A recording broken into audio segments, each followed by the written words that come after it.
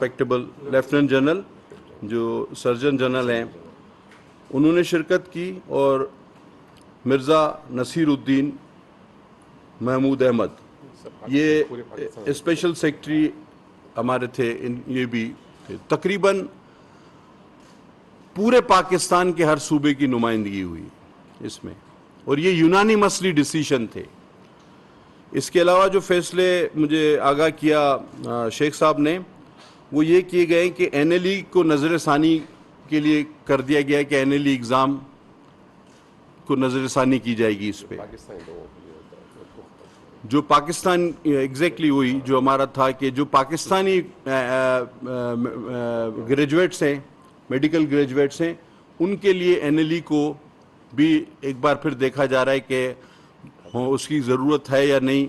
और मैं नहीं समझता कि उसकी ज़रूरत को बाकी रहती है, लेकिन फिर भी बोर्ड जल्दी आपको आगाह कर देगा। और जबरी तौर पे जो मुलाजमीन निकाले गए थे पीएमसी से उनको भी बहाल करने का आज फैसला किया गया है। जो एक अजीब वर्ड था कि जी कंपलसरी गोल्डन शेक हैंड, ये कंपलसरी गोल्डन हैंड शेक क्या होता है? ये मकसद कंपलसरी आप पे कि आप गोल्डन हैंड शेक ले लें, इसको भी ख़त्म कर दिया गया और उन मुलाजमीन को भी बहाल करने का फैसला किया गया है। तो मैं समझता हूं कि फॉरेनर्स के लिए एनएलई मौजूद रहेगी। तो ये एक बहुत बड़ा ज़हनी रिलीफ है माओं के लिए, बच्चों के लिए, जिनके जो वालिदैन हैं उनके लिए। एक कशमकश की सूरत-ए-हाल में थे बच्चे, उनकी फैमिलियां। ज़ाहिर है आप में से भी जिसके हमारे बच्चे पढ़ते हैं, बेटियां, भाई, तो एक बड़ी ज़हनी कशमकश होती है। तो अल्हम्दुलिल्लाह अल्लाह के फजलो करम से ये संगे मील अबूर कर लिया गया है और अब लोगों के जहन में और दिलों में सुकून रहेगा। और इंशाल्लाह हाँ ऑब्वियसली डॉक्टर साहब सही कह रहे हैं कि जब ये एग्ज़ाम सेंट्रलाइज किया गया था तो बहुत हद तक ये हमारी 18 अमेंडमेंट के भी खिलाफ जाता था, बहुत हद तक, क्योंकि वफाक सूबों का इम्तिहान ले रहा था। तो ये एक अजीब बात थी कि और करिकुलम हमारे अलग हैं। प्रॉब्लम ये है कि हमारे करिकुलम में बड़ा डिफरेंस है सूबों के। तो ये चीज़ भी सॉर्ट आउट हो गई। तो अल्हम्दुलिल्लाह एक बहुत बड़ा संगे मील अबूर किया है हुकूमत ने मियाँ शहबाज शरीफ साहब की क़यादत में। और बिलावल भुट्टो साहब का भी ये वादा था यंग डॉक्टर्स से, स्टूडेंट्स से कि हम इस तरह का जो दोहरा मयार है वो आपके साथ नहीं होने देंगे। तो ये इन्फॉर्मेशन आपसे शेयर करना थी ताकि पब्लिक तक जा सके। पटेल साहब ये बड़ा अच्छा इक़दाम किया। हमने खुद देखा कि बेचारे तालिब इल्म जो यहाँ पे सड़कों में जलील होते थे और उनकी बात और एक बिला वजह के टेस्ट उनके ऊपर जब वो MBBS कर लेते हैं तो उसके बाद टेस्टों की ज़रूरत होती है। तो एक तो ये आपने ख़त्म कर दिया, अच्छा इक़दाम है। दूसरा जो आपने बाहर चाइना लोग जाते थे 15-15 लाख 10-10 लाख, वो इससे रिलीफ मिलेगा। दूसरा सर एक जो बदकिस्मती की बात है हमारे यहाँ जो इस्लामाबाद के हॉस्पिटल्स हैं, एक तो ओवरलोडेड है, दूसरा सफाई का मेयार इंतहाई नाज़ुक है। चले अस्पतालों के लिए फिर इंशाल्लाह आपसे बात करेंगे। मैं चाहूँगा कि अपने सवालात को थोड़ा सा ब्रीफ रखें ताकि जवाब थोड़ा मैं तफसील से दे सकूँ। सवाल ये था कि कितने तलबा रिलीफ मिलेगा? अवल तो ये कि एक अच्छा इक़दाम है कि वो कैसे सिरात मुस्तकीम पे आ गई है वज़ारत सेहत, ये अच्छे इक़दाम की हैं।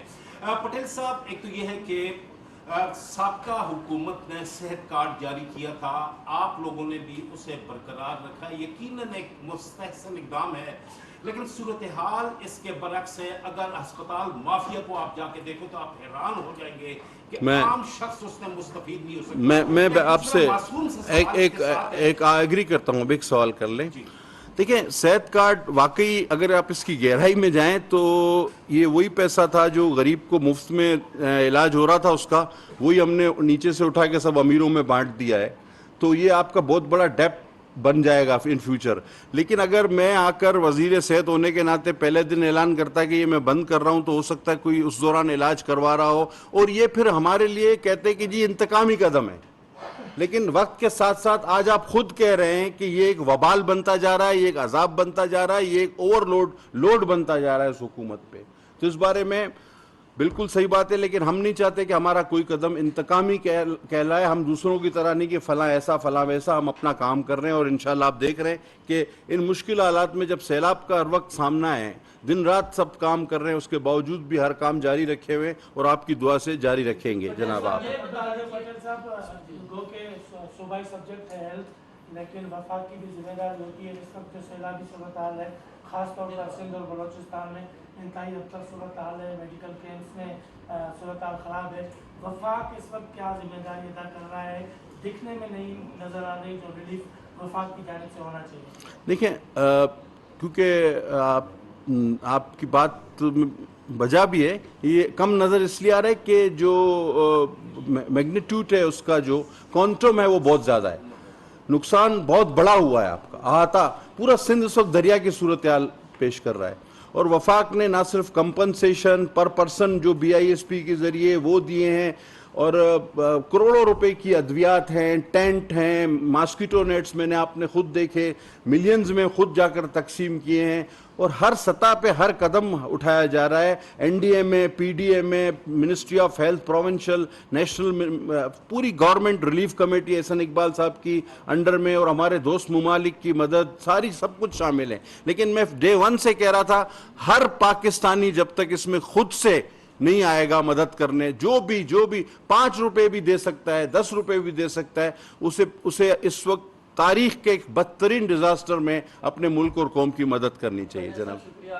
بس یہ بتا دیجیے کہ ہم نے دیکھا پچھلے دنوں بھی اور اس سے پہلے بھی ڈاکٹرز کا پروٹیسٹ ہوتا رہا ہے، خصوصاً فار میڈیکل گریجویٹس کا.